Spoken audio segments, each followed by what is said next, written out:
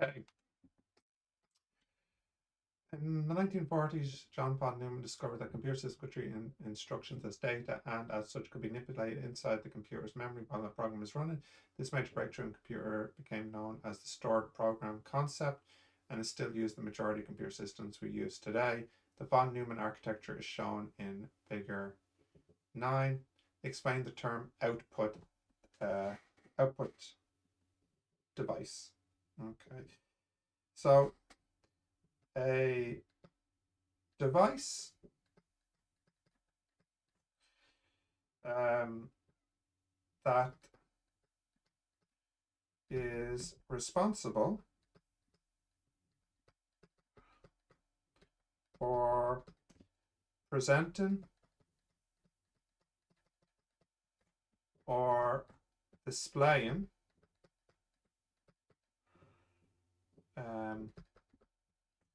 data by the computer.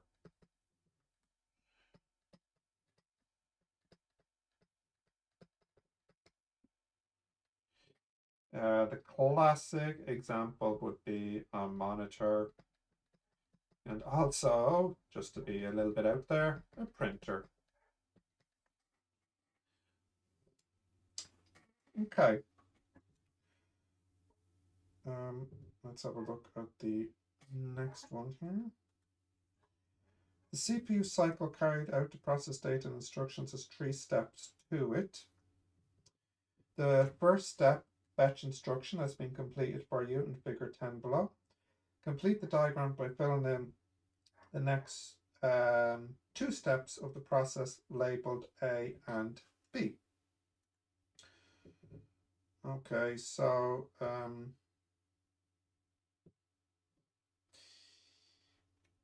the next step after fetch would be to decode the instructions and then execute.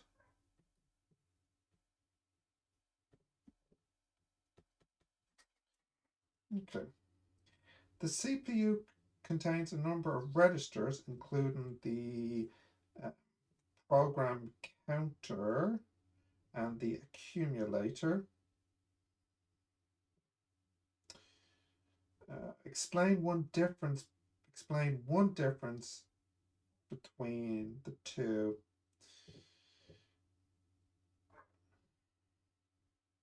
Mm,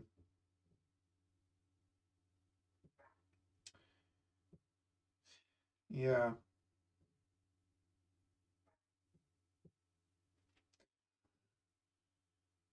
Okay. So kind of really just saying what each one is, isn't it?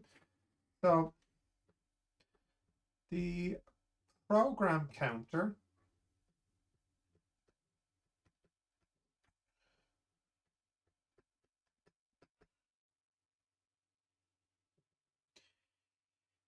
keeps track of memory addresses for the next instruction.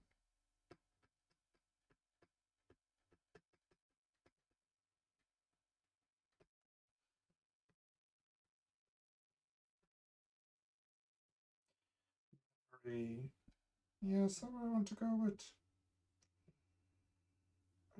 yeah, memory address for the next instruction.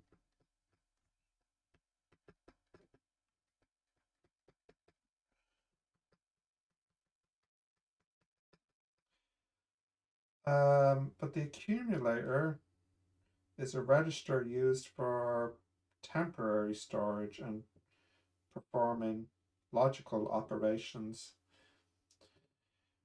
So the program character keeps track of the memory address for the next instruction. So, i.e., it's an address.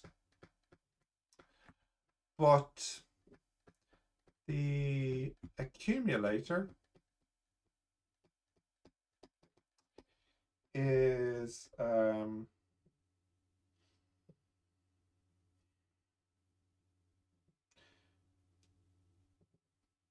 temporary storage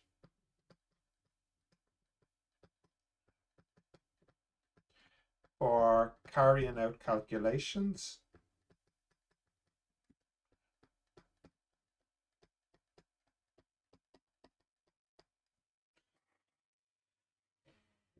Hmm.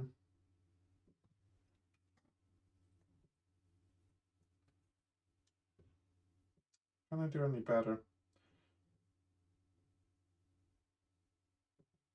Well, I think that's, yeah. Yeah. Okay. Let's go with that.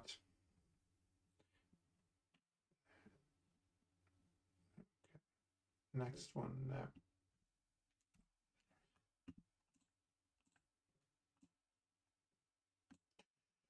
Okay.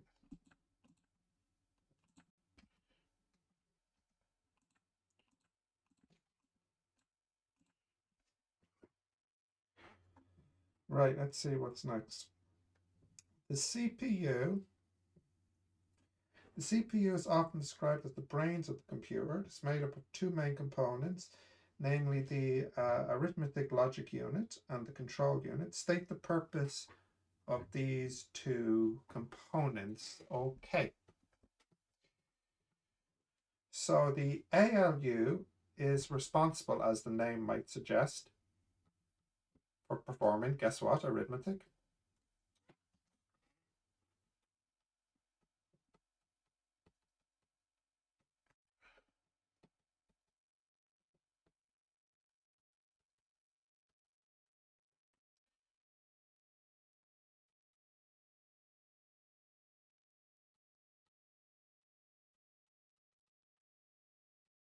Operations and logical operations.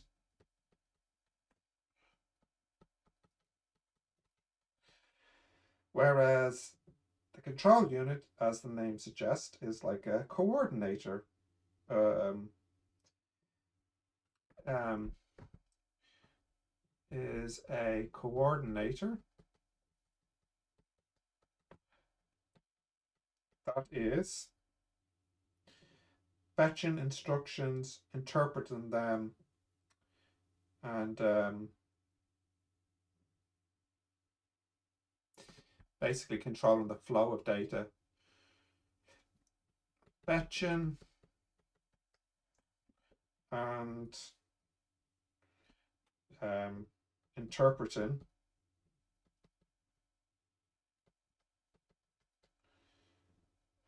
instructions.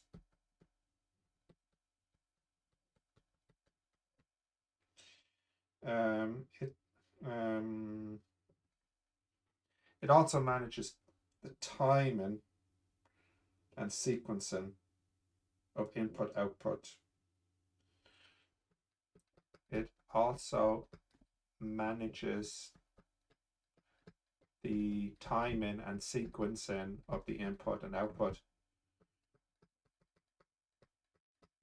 Gonna run out of space here. Okay.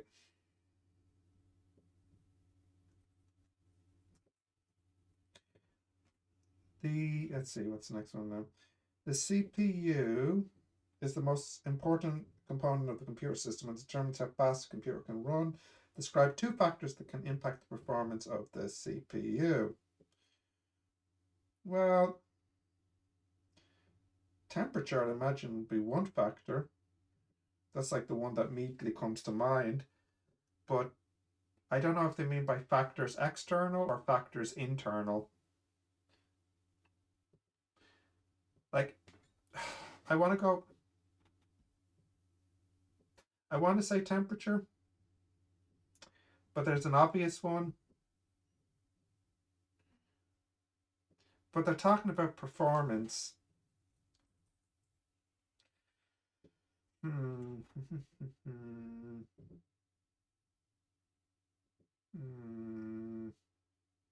Should I go internal or external? Oh, let's go internal. Clock speed,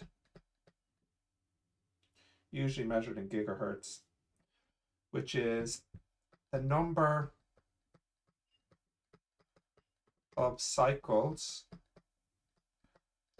per second that can be executed.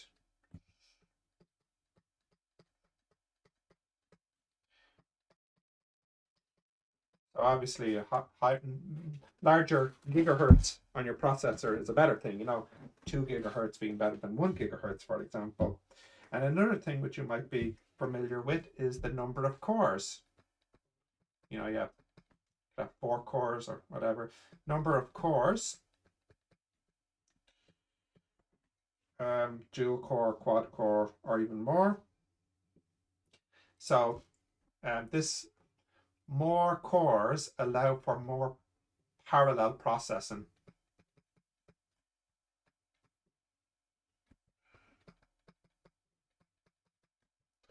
Parallel, that's the key word here, processing. Yeah, we can go with that. Okay. Next now.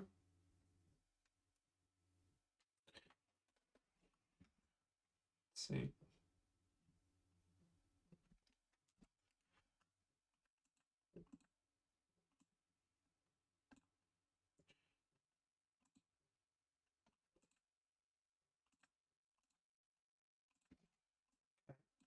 Might as well.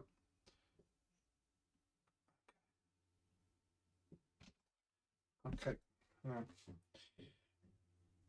Um, as well as having main memory, computer systems send up secondary storage, which allows users to save data such as programs files. Sarah's looking to buy a new laptop. So far, all the laptops she has looked at have either magnetic or solid state hard drives. Which type of secondary storage would you recommend? Oh, well, the solid state hard drive. There's many reasons.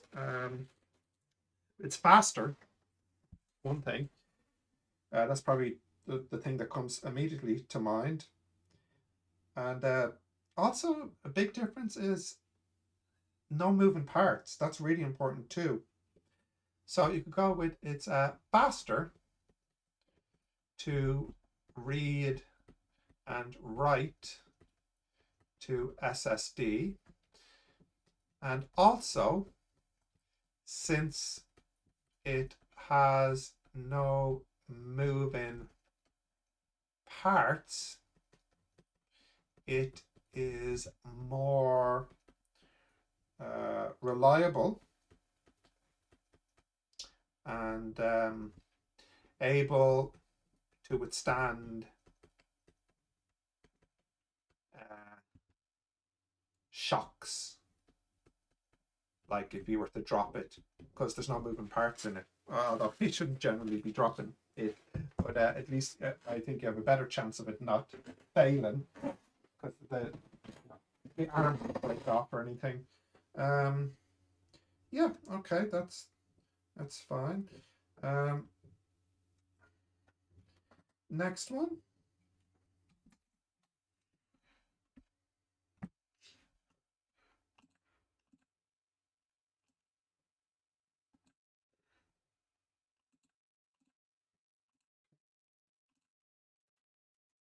Yeah.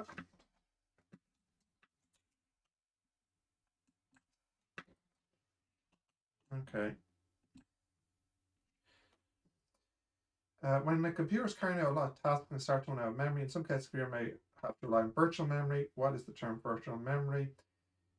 So basically, this is when you run out of RAM.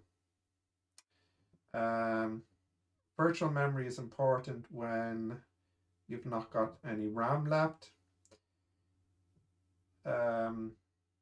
So your hard disk gets used for RAM. That's basically it. When you run out of RAM, your computer will use secondary storage as if it was RAM.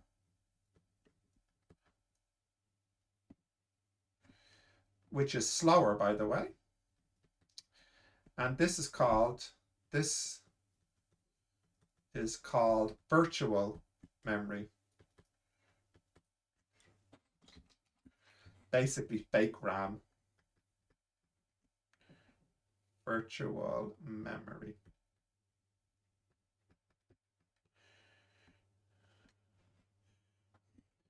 Yeah.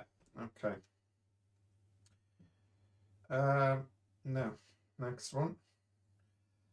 For a school software development project, Sarah has to work with classmates to produce a computational artifact for our local business. The group will be working on this both at school and at home. Sarah suggests working in the cloud for the project. State one advantage and one disadvantage of working in the cloud. Okay, well, I think obvious advantage is it's easier to work together.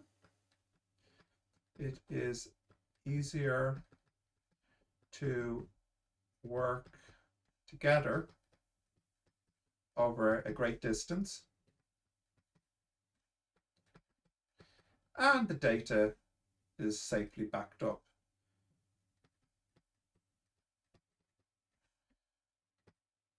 Is safely backed up. I guess that's kind of two reasons. And a disadvantage is, well, internet connection is needed. So no internet means no access to your work. Unless of course you have an old cached copy. Yeah, and because we're talking about the internet as well, it might be slow to access as well.